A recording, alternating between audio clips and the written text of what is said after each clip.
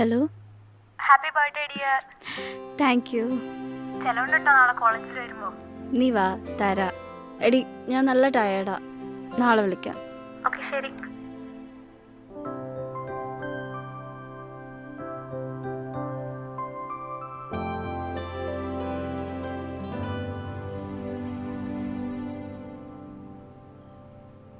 ഇവൻ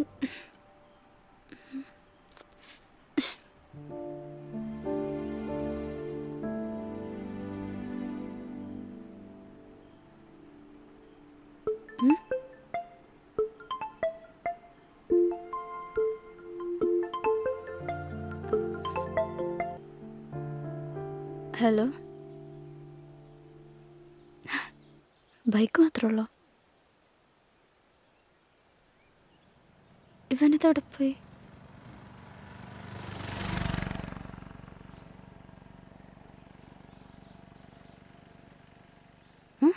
ഹായ്. ഗൗരവത്തിലാണല്ലോ. Happy birthday. ഓ, ലേറ്റ് ആയതുള്ള പരിഭവം അല്ലേ? എന്തിന്? അതിന് പരിഭവം കാണിക്കാൻ വേണ്ടി എന്തുണ്ടായേ? ഒന്നുമില്ലേ. ഇന്നലെ രാത്രി 12 മണിക്ക് നീ എൻ്റെ സ്റ്റാറ്റസ് കണ്ടിട്ടുണ്ട്. എന്തിനാ? അല്ല, അത് ഞാൻ വെറുതെ. ക്ലാസ് കഴിഞ്ഞ് ഒന്ന് പുറത്തു പോകാം. നമ്മൾ രണ്ടും മാത്രം. ഓരോ ചായ കുടിക്കുന്നു, തിരിച്ചു വരുന്നു. പ്ലീസ്. നോക്കാം. പോകാം. എടാ, നീ എന്തിനാ എൻ്റെ പുറകെ നടന്നിങ്ങനെ സമയം കളയുന്നേ? എനിക്ക് നിന്നെ ഇഷ്ടമായതുകൊണ്ട്. എൻ്റെ സച്ചിനെ, എനിക്ക് നിന്നോട് ഫീലിങ്സ് ഒന്നും തോന്നിയിട്ടില്ല. നിന്റെ കണ്ണ് സത്യം പറയുന്നുണ്ട്. എടി, ഞാൻ എല്ലാം ഒരു ഗോ വിത്ത് ഫ്ലോയിൽ കണ്ടിട്ടുള്ളൂ. സംഭവിക്കട്ടെ, ആ ഒരു മൈൻഡ് സെറ്റ് ആയിരുന്നു. പക്ഷെ നിന്നെ കണ്ട് പറയാനുള്ളതൊക്കെ പറഞ്ഞു കഴിഞ്ഞപ്പോൾ പഴയ ഞാനേ അല്ല. എടാ, ഞാൻ ഒട്ടും സ്റ്റേബിൾ അല്ല. എൻ്റെ കാര്യത്തിലോ? ഒന്നിലും. എനിക്ക് ഒരുപാട് ഇൻസെക്യൂരിറ്റീസ് ഉണ്ട്. കംപ്ലീറ്റ് ആയിട്ട് എനിക്ക് ആരെയും ട്രസ്റ്റ് ചെയ്യാനൊന്നും പറ്റുന്നില്ല. നാളെ ഇനി ഇതെന്താവുമെന്ന് എനിക്ക് അറിഞ്ഞൂടാ. നീ ഒരുപാട് മുന്നിലേക്ക് ആലോചിക്കുന്നേ. ആര്യ, എൻ്റെ കൂടെ ഉണ്ടായിരുന്ന മൊമെൻറ്റ്സ് നീ എൻജോയ് ചെയ്തിട്ടില്ലേ? നിനക്കെന്നെ മിസ് ചെയ്തിട്ടില്ലേ? എടാ, ഉണ്ട്. പക്ഷെ അതൊന്നും ഇഷ്ടം കൊണ്ടാണോന്ന് എനിക്ക് അറിഞ്ഞൂടാ. എടാ, എനിക്ക് എൻ്റെ സാധനങ്ങളോടൊക്കെ വല്ലാത്തൊരു ഇഷ്ടമുണ്ട്. അതിപ്പോൾ ഒരു പേഴ്സൺ ആണെങ്കിൽ അത് ഭയങ്കര കൂടുതലായിരിക്കും. അത് എൻ്റെ ലൈഫിൽ നിന്ന് പോകുമെന്നുള്ള പേടി എനിക്ക് എപ്പോഴും ഉണ്ട്. എടി, നീ ഇപ്പോഴും പറഞ്ഞ ഫ്യൂച്ചറാണ്. എനിക്ക് വേണ്ടത് ഒരു എസ്വർണയാണ്. എടി, എന്നെ ഡിസ്റ്റൻസ് വല്ലാതെ ഹർട്ട് ചെയ്യുന്നുണ്ട്.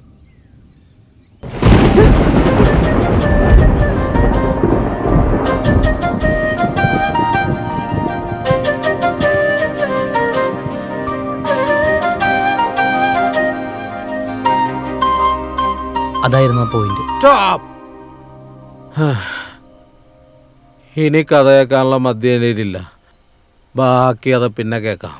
എടാ, നിന്റെ ലവ് സ്റ്റോറിയൊക്കെ ഓക്കെയാണ്. എന്നാലും അവളിച്ചിരി ഓവറല്ലടാ. ഓവറോ?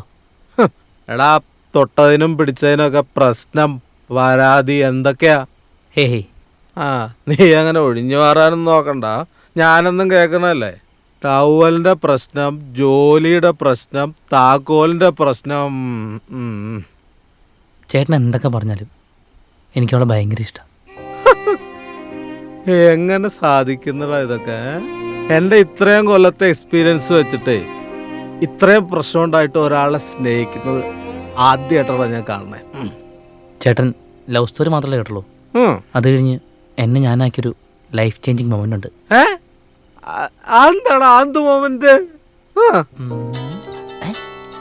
അയ്യോ, അവളാ.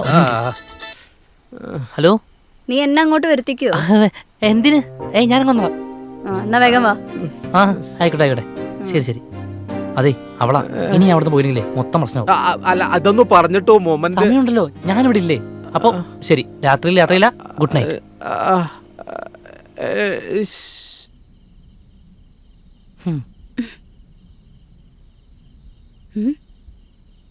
നീ കുളിക്കുന്നൊന്നുമില്ലേ?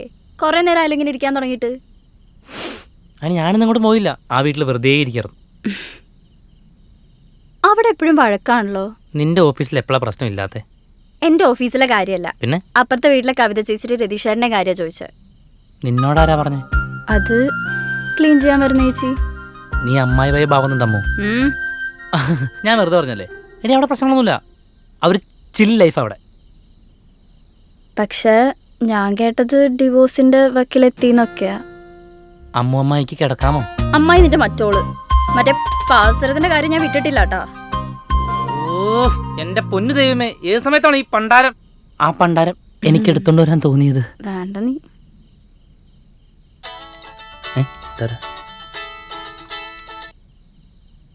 Hello hello. ഹലോ. ആ നീ ഉറങ്ങിയോടാ? കിടക്കാൻ പോണ എന്തുപറ്റി? എന്നാ ഹോളിലേക്കുള്ള ജനലോർന്ന് ഒന്ന് ഇങ്ങോട്ട് നോക്കിയേ. ഹോളിലേക്കോ? രതീഷ് ചേട്ടനാ. ഒരു മിനിറ്റ്. ആണെങ്കി നിനക്കൊള്ളാം. ഹായ്. ഹായ്. ഇതെന്തു പറ്റി? കുപ്പി നോക്കിയാ? കുപ്പി വെക്കിയതൊന്നും അല്ലടാ. ഇത്രയും നാളായിട്ട് അവൾക്ക് എന്നോട് തോന്നാത്ത കൃത്യം എന്ന് തന്നെ തോന്നി. എന്ത്? അത് തന്നെ, അവൾക്ക് എന്നോട് റൊമാൻസ് തോന്നി. എന്നിട്ട്? അത് കുഴപ്പമില്ല, അത് ഞാൻ അടുത്ത ആഴ്ച ഒന്ന് ട്രൈ ചെയ്ത് നോക്കാം. ആ പക്ഷെ അതല്ലടാ, അവളെന്നെ പുറത്താക്കിയതൊന്നും അല്ല. നീ നേരത്തെ പറഞ്ഞ നിങ്ങളുടെ ലൈഫ് ചേഞ്ചിങ് മൊമെന്റ് ഇല്ലേ, അതെന്നെ ഉറങ്ങാൻ വേണ്ടുന്നില്ലടാ. ഒന്ന് പറയടാ. ചേട്ടനൊന്ന് വിട്ടില്ലേ? എടാ എൻ്റെ മനസ്സമാനം പോയിരിക്കുക, നീ ഒന്ന് പറയടാ. പറഞ്ഞോ. എനിക്ക് രാത്രി മൊത്തം സമയമുണ്ട്, ഞാൻ ഇരുന്ന് കേൾക്കാം, വേണമെങ്കിൽ കിടന്നും കേൾക്കാം. ഓക്കെ ഓക്കെ, ഞാൻ പറയാം.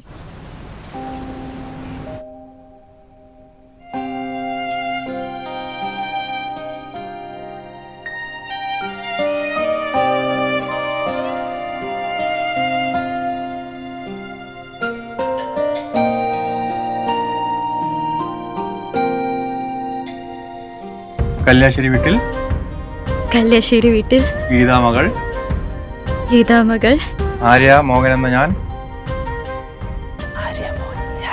ആര്യ മോഹൻ എന്ന ഞാൻ ചെമ്പകത്ത് വീട്ടിൽ ചെമ്പകത്ത് വീട്ടിൽ സുജാത മകൻ സുജാത മകൻ സച്ചിൻ ദേവിനെ സച്ചിൻ സേതുവിനെ എന്റെ നിയമാനുസൃത ഭർത്താവായി സ്വീകരിക്കുന്നു. ജനികാ കല്യാണം മനസ്സാൽ നിന്നാണം ഇവിടെ തുടരും ഇതുപോലിനി തുടരെ മരുഭൂവിൽ ജലകണമതു പെയ്യാം വഴി തേടിടുമാ മുകിൽ പോലിനി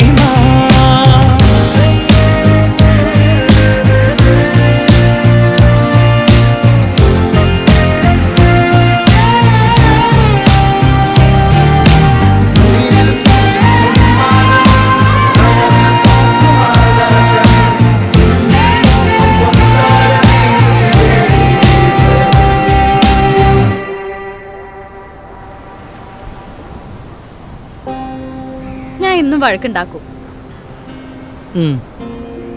അതിപ്പോ എത്ര വലിയ കാര്യമാണെങ്കിലും ചെറിയ കാര്യമാണെങ്കിലും. പക്ഷെ എന്നെ ഒറ്റയ്ക്ക് എടുത്താൻ പാടില്ല. നിനക്കൊന്നും പറയാനില്ലേ? പോവാം, അവർ വെയിറ്റ് ചെയ്യുന്നുണ്ട്. ഞാൻ ഇത്രയും വലിയ കാര്യം പറഞ്ഞിട്ട് നിനക്കൊന്നും പറയാനില്ല?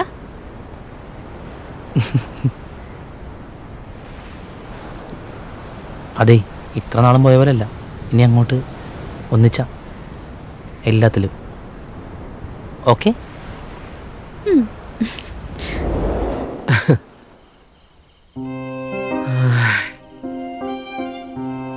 കവിതേ, ബഹളം വെക്കണ്ട, വാതിൽ തുറക്കില്ല.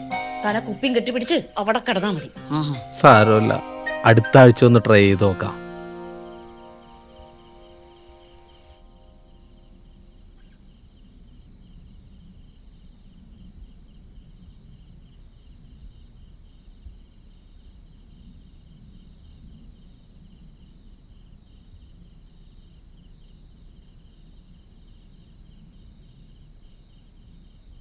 എടാ, നമ്മൾ ഡിവോഴ്സ് ആവോ?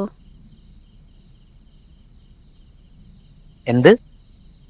അല്ല, അവരുടെ ഏജ് ആവുമ്പോഴേക്കും നമ്മൾ ഡിവോഴ്സ് ആവോ?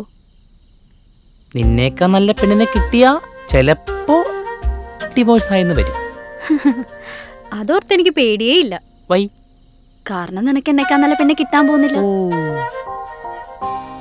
നിനക്കോ? എനിക്ക് ചിലപ്പോ കിട്ടും. ഓ. പക്ഷെ എനിക്ക് വേണ്ട. ഉം. ആഗ്രഹിച്ചത് കിട്ടിയില്ലേ, അത് മതി.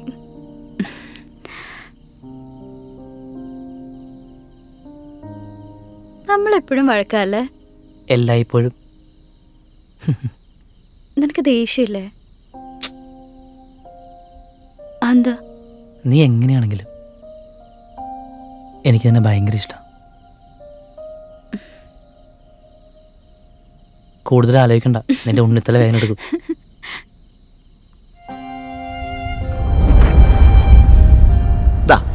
കണ്ടില്ലേ, ഇതാണ് ലൈഫ്.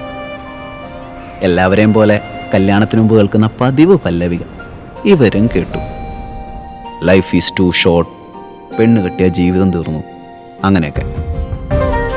ഇതിലിപ്പോൾ നമ്മൾ ഒരുപാടൊന്നും ആലോചിക്കേണ്ടെന്നേ. എല്ലാം ഒരാൾ ഓൾറെഡി എഴുതി വെച്ചിട്ട് പോയിട്ടുണ്ട്. നമ്മുടെയൊക്കെ തുടക്കവും ഒടുക്കവും എല്ലാം. ഇവരുടെ കാര്യം തന്നെ കണ്ടില്ലേ, പരിഹരിക്കപ്പെടാൻ പറ്റാത്ത ഒരു പ്രശ്നം അവരുടെ ജീവിതത്തിൽ ഉണ്ടായിട്ടില്ല. പിന്നെ ഒന്ന് പരിഹരിക്കപ്പെട്ട് കഴിഞ്ഞപ്പോൾ അടുത്തത്. ചെറിയ കാരണങ്ങൾ കൊണ്ട് ഡിവോഴ്സ് ആകുന്ന ഈ കാലഘട്ടത്തിൽ എന്നും കൂടുതൽ ചേർന്ന് നിൽക്കാൻ കാരണങ്ങൾ കണ്ടെത്തുക എന്നുള്ളതാണ് നമ്മുടെയൊക്കെ ലൈഫിൻ്റെ ഉദ്ദേശം തന്നെ. ഒരു തരത്തിൽ പറഞ്ഞാൽ അതല്ല ഈ ലൈഫ് ചേഞ്ചിങ് മൂമെൻറ്റ്.